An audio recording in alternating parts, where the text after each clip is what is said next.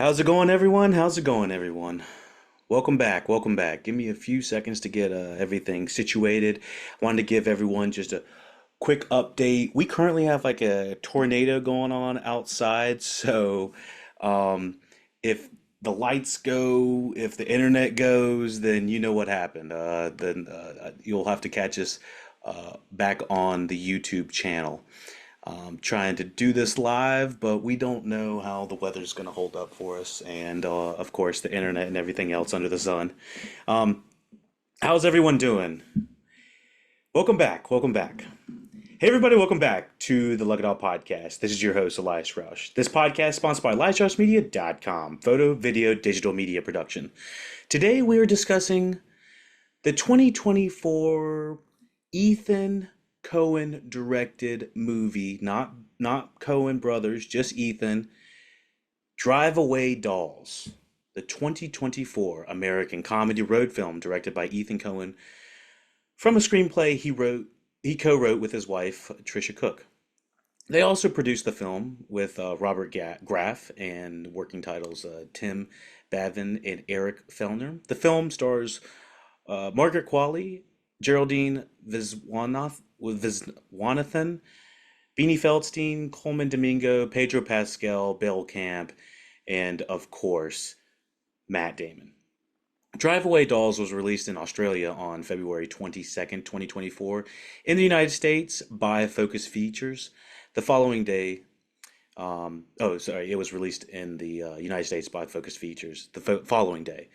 The film received mixed reviews from critics. Now, there was a reason that I thought that this would be actually a decent review for the podcast. One, I wanted to show a little bit LGBT love to the culture, to the community. So I wanted to shout out one of those shout outs. But I also wanted to kind of talk about the interesting dynamic that we have right now of the dual movies that are coming out. So Immaculate and The First Omen are both movies that are horror based.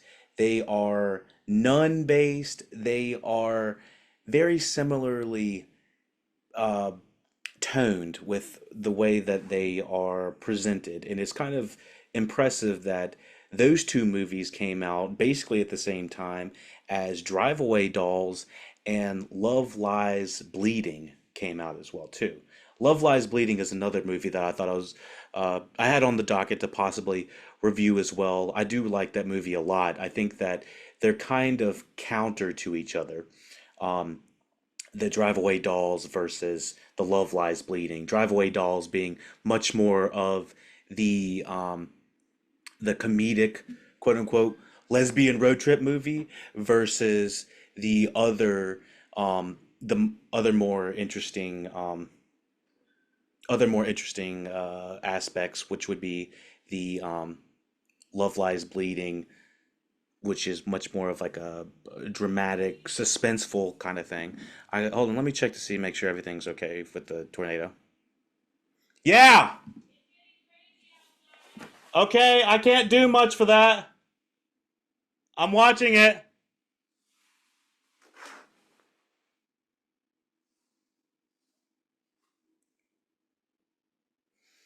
Holy Lord, it's getting dark outside. I'm getting a little concerned.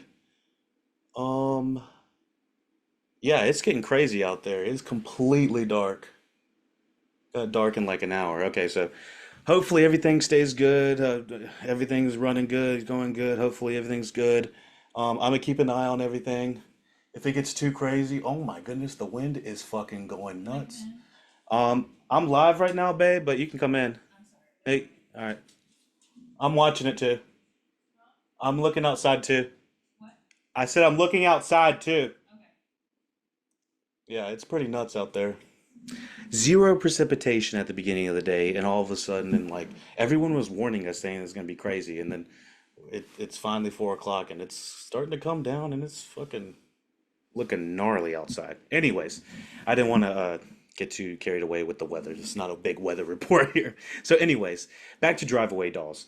Um, Yeah, so Drive Away Dolls, like I said, it's kind of the yin to the yang of the Love Lies Bleeding LGBT road trip kind of suspenseful movie. Love Lies Bleeding, not so much a road trip, but it's still got that kind of aspect to it. Um, I enjoyed Drive Away Dolls. Let's talk about the pros, the cons, the good, the bad, the ugly before it kind of gets a little bit too crazy outside. Sorry, I'm a little bit distracted with this going on out here. By the way, um, just wanted to give a quick shout out to Twitch, everyone on Twitch. Thank you for following, listening, following along, subscribing, liking, all the good stuff. Whatever you got to do to support the podcast, I appreciate it. Thank you. And it's Steam, by the way, aka TikTok, by the way, Mikey, I believe is his name. He helped us get a substantial number of followers and subscribers on Twitch yesterday. So I just want to give a quick shout out to him and his team. Thank you all for following, listening, and supporting.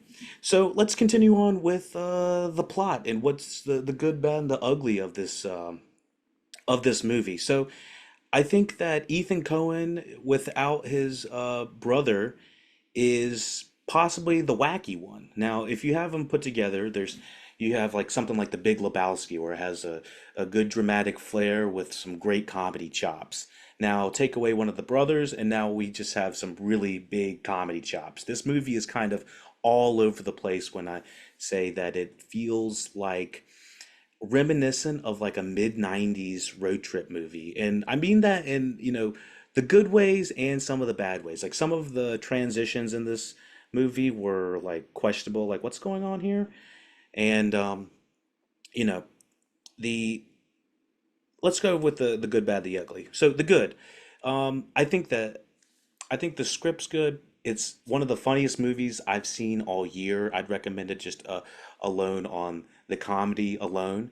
The other aspects I like about it, I just like the rat-a-tat nature of the Coens and how they always have like this like deadpan hilarity that just always gets me, and I think that it's definitely shown here. Um, the other things that I like about it, the visuals are very rich. I like the colors; they're vibrant. The set designs, the feel of the movie has a lot of texture, if you know what I mean. Like I feel like everything has like a personality, is what I'd say. Um, the things I'm not so crazy about, like I said earlier, the transitions in this, sometimes the transitions within the movie are like sitcom, 1999 sitcom, or like Malcolm in the Middle, where like something would, the next scene would like, and it would have like a sound effect on top of it too. So I'm like, I didn't understand why it needed to be so bombastic, I guess, with I guess with it, I really didn't understand why it needed to be so needed to bring so much attention to the transitions and all of the kind of psychedelic, wacky nature of it. So, yeah, continuing on, looking at the budget, we have a $6.8 million budget, and I believe it's definitely going to recoup that because I mean, that's low. That's pretty low, so it should recoup that pretty quickly. Um, cinematography by Ari Wegner, the same cinematographer of she's worked on Lady Macbeth, True History of Kelly Gang, Zola 2020. I wanted to watch that. She served as the cinematographer on the Power of the Dog. So she's been, she's had her way around the camera. Um, but yeah, so that's kind of the basics of the that's the main basics of what's going on. And oh my God, it is coming down. I hope I closed my window. I can't remember if I think I did. Yeah, I did. Lord have mercy. It is dark out. All right, so let's kind of settle into the plot, the spoilers, the behind the scenes of this movie. Let's cover it. Let's cover it. So here's the plot. Spoilers ahead for Drive Away Dolls. And before we get into it, I'd give this movie a solid 7 out of 10. Just from the comedy alone, had me laughing through and through it, and enough that I would want to watch it again. I would recommend it. 7 out of 10, hands down. Let's get to the plot of Drive Away Dolls.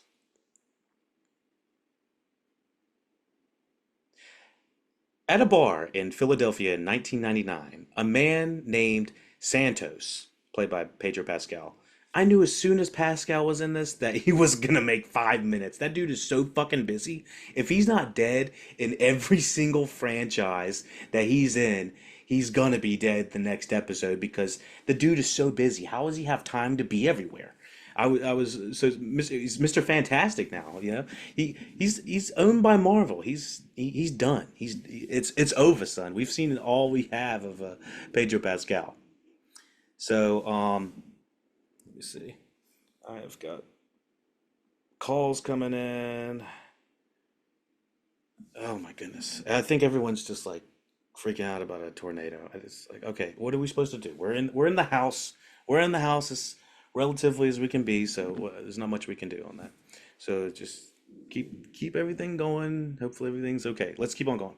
So Santos sits in a booth, nervously clutching a briefcase. He exits in a hurry and is followed by the bartender who murders and decapitates him in an alley.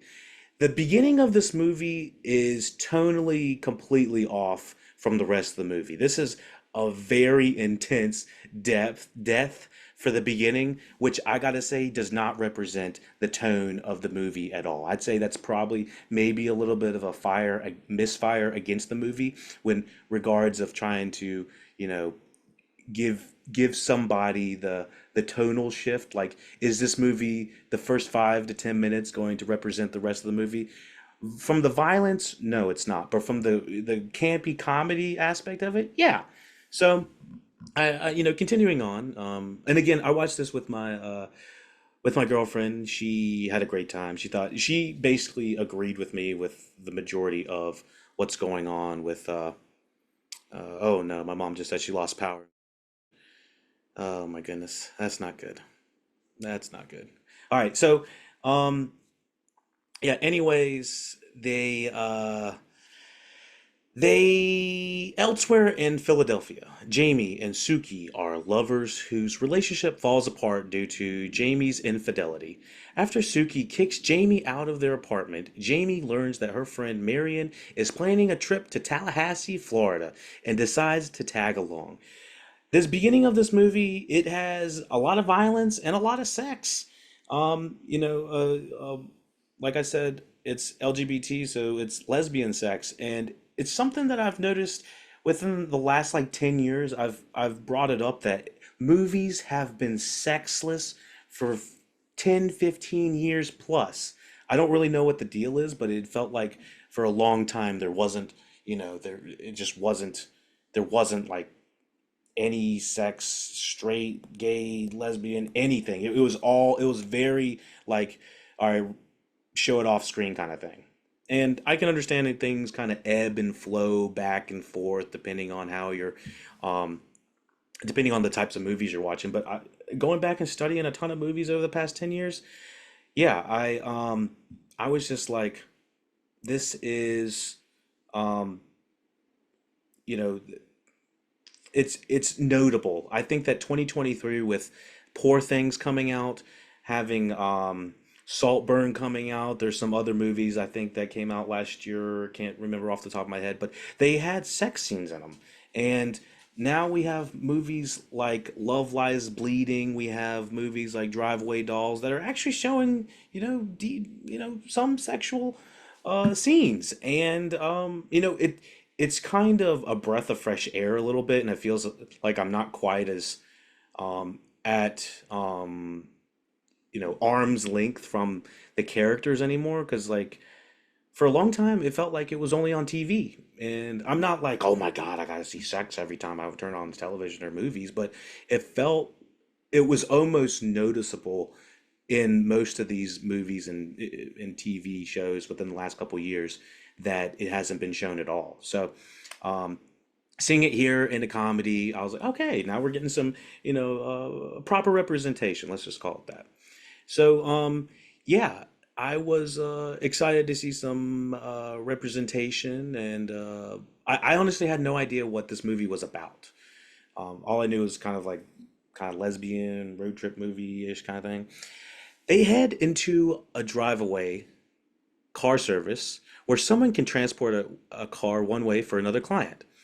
Due to a misunderstanding, they are given a car that someone else has already booked for Tallahassee. Moments later, a trio of criminals, Arliss, Flint, and Chief, come to the shop to pick up the car headed to Tallahassee. They find that Jamie and Marion have taken it by accident, classic accident, along with unspecified cargo that is part of their illegal dealings. So when while Marion wants to go to straight to Tallahassee, Jamie constantly tries to convince Marion to loosen up by taking detours and trying to have quote unquote casual sex at lesbian bars along the way.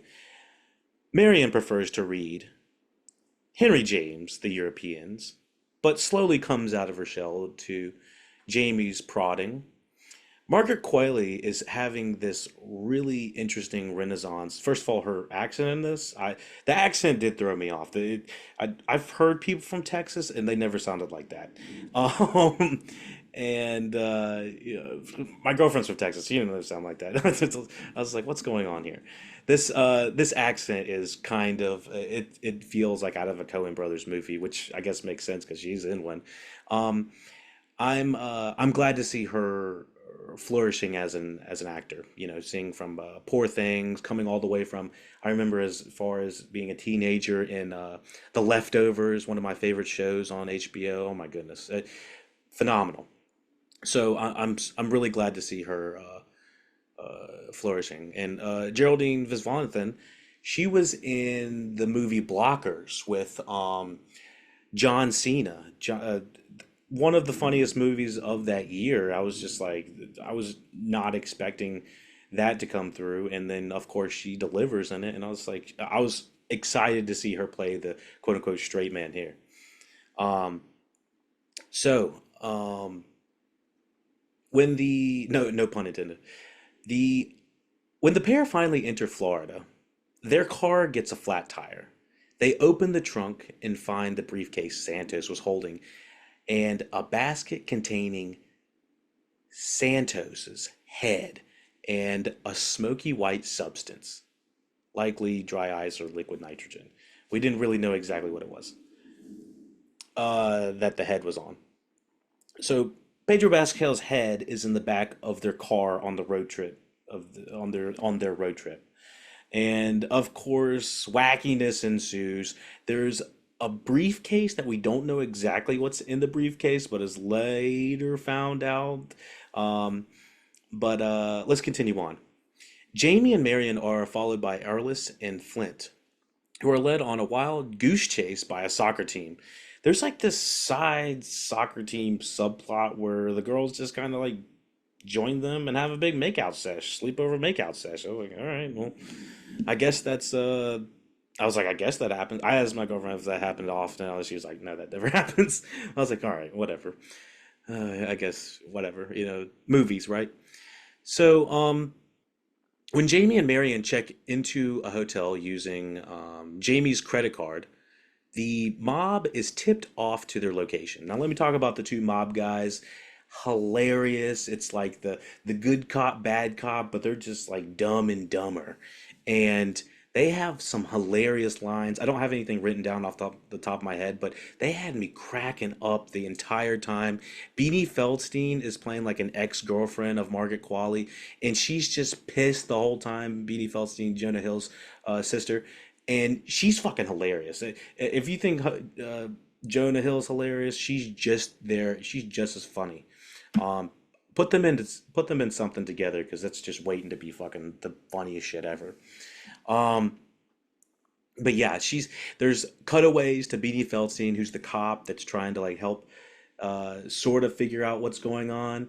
And she has the attitude on her is just fucking hilarious. I thought Beanie Feldstein's honestly one of my new favorite actors on the scene right now. So let's continue on. So when Jamie, Marion check into a hotel using the Jamie's credit card, the mob is tipped off to the location. Jamie convinces Marion that she needs to have a positive sex experience to enjoy life more. So they have sex.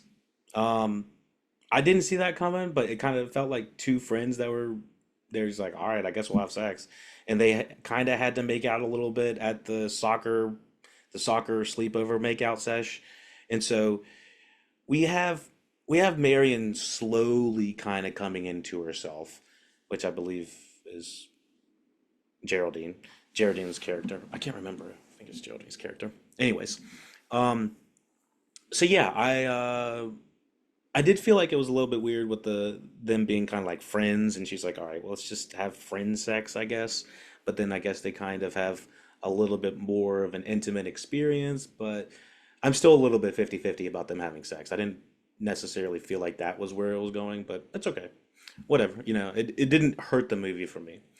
The next morning, Arliss, Flint, and Chief arrive in Tallahassee while Jamie decides to use the contents of Santos's briefcase, which happens to be.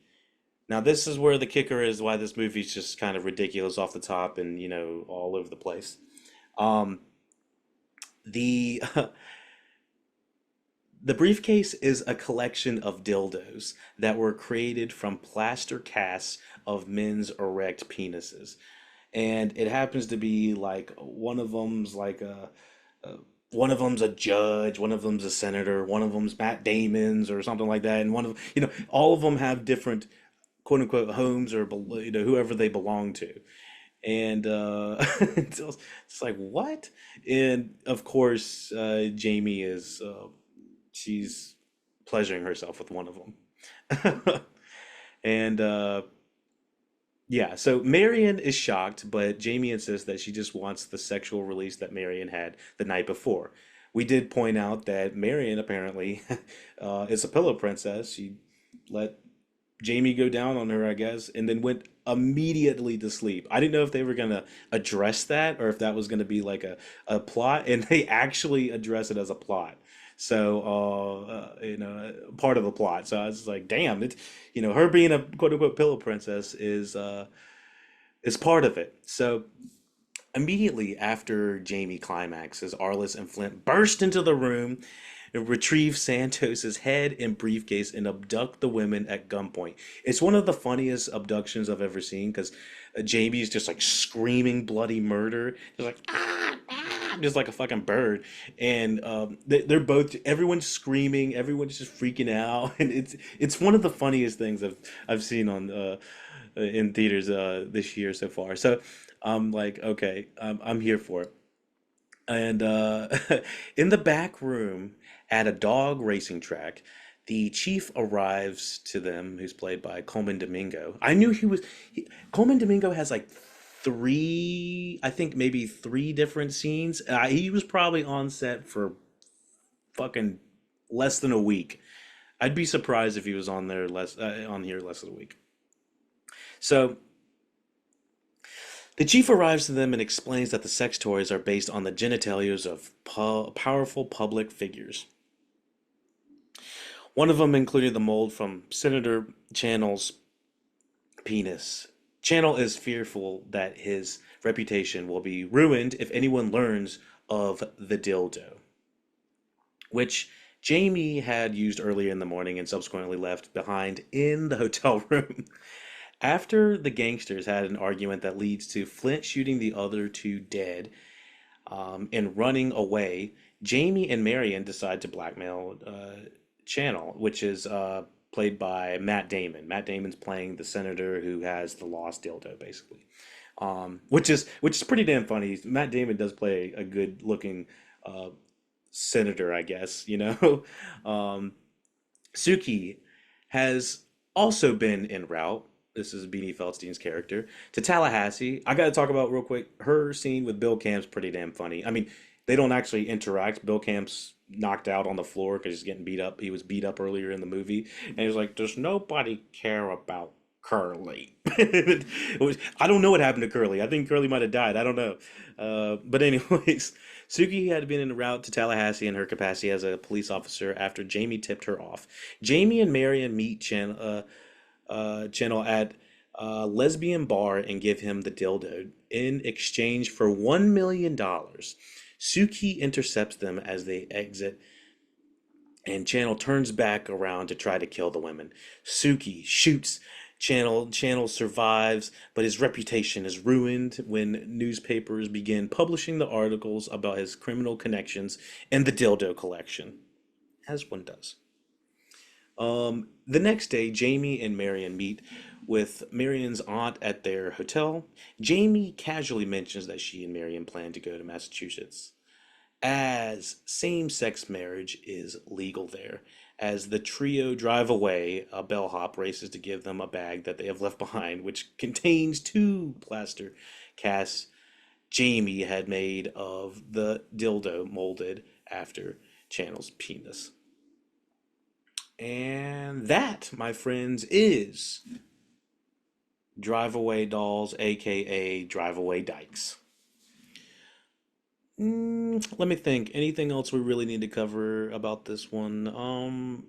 Yeah, it's a fun romp that I think most people can have fun with. It's definitely a little heavy-handed at the end with the, you know, what's the deal with Florida kind of thing. It feels like this movie is just a big middle finger towards Florida and their LGBT laws and their conservatism.